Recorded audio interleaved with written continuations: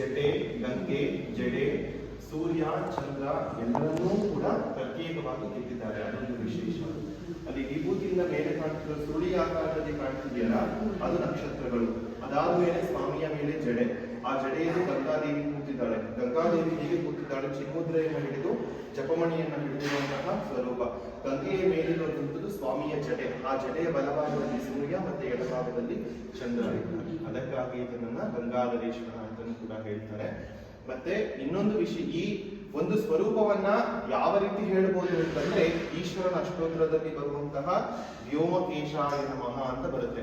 ಅಂದ್ರೆ ತನ್ನ ತಲೆಯಲ್ಲಿ ಕೇಶದಲ್ಲಿ ಇಡೀ ಬ್ರಹ್ಮಾಂಡವನ್ನ ಧಾರಣೆಯನ್ನ ಮಾಡಿದ್ದೀನಿ ಅಂತ ಆ ಒಂದು ತತ್ವ ಸ್ವರೂಪವು ಕೂಡ ಈ ಲಿಂಗಕ್ಕೆ ಒಂದು ಪ್ರತಿಪಾದಿಸುತ್ತೆ ಅಂತ ಆ ಒಂದು ಸ್ವರೂಪ.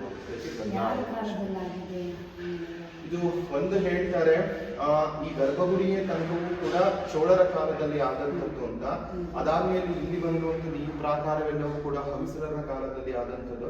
ಅದ್ರ ಜೊತೆ ವಿಜಯನಗರದವರು ಕೂಡ ಇಲ್ಲಿಗೆ ಬಂದು ಒಂದಷ್ಟು ಈ ಗಂಟೆ ಮಂಟಪ ಅಂತ ಇದೆ ಕಡೆ, ಅಲ್ಲಿ ಕೂಡ ಕೆತ್ತಿದ್ದಾರೆ. ಆ ಸಿಂಹದ ಹಾಗೆ ರಾಜನಾಗಿರ್ಬೋದು ಅದನ್ನೆಲ್ಲ ವಿಜಯನಗರದವರು ಮಾಡಿದ್ದಾರೆ ಅಂತ ಹೇಳಿದ್ದಾರೆ. ಪ್ರಾಮುಖ್ಯತೆಯಲ್ಲಿ ಹೊಯ್ಸಳರ ಕಾಲದಲ್ಲಿ ಆದಂಥದ್ದು ಅಂತ.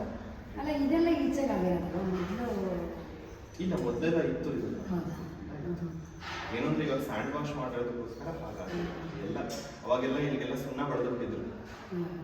ಅದು ಬಳಿಯೋ ಹಾಕಿಲ್ಲ, ಆಡ್ಕಾರ ಚಳಿ ಮಾಡ್ಕೊಂಡು ಬಂದು ಮುಂದಿನಾಯಿಗಳೆಲ್ಲ ಬಂದು ಇದನ್ನ ಹಳೇದ ಇರಬೇಕು ಅಂತ ಹೇಳಿ ಎಲ್ಲ ಹಾಕಿ ಎಲ್ಲ ತುಂಬಾ ವಿಶಿಷ್ಟವಾಗಿದೆ. ವೈಶಿಷ್ಟ್ಯತೆ ಇದ್ರೂ ಕೂಡ ಪವರ್ ಆಗಿದೆ. ನಮ್ಮ ಕಾರ್ತಿಕ್ ಮಾಸ ಪ್ರೋಗ್ರಾಮ್ ಮಾಡಿಸಿಲ್ಲ ನಮಗೆ. ಇವತ್ತು ಒಂದು ಮಂಗಳಾರತಿ ನೋಡ್ಕೊಂಡು ಹೋಗ್ಬೇಕು ಅಂತ ಹೇಳ್ಬಿಟ್ಟು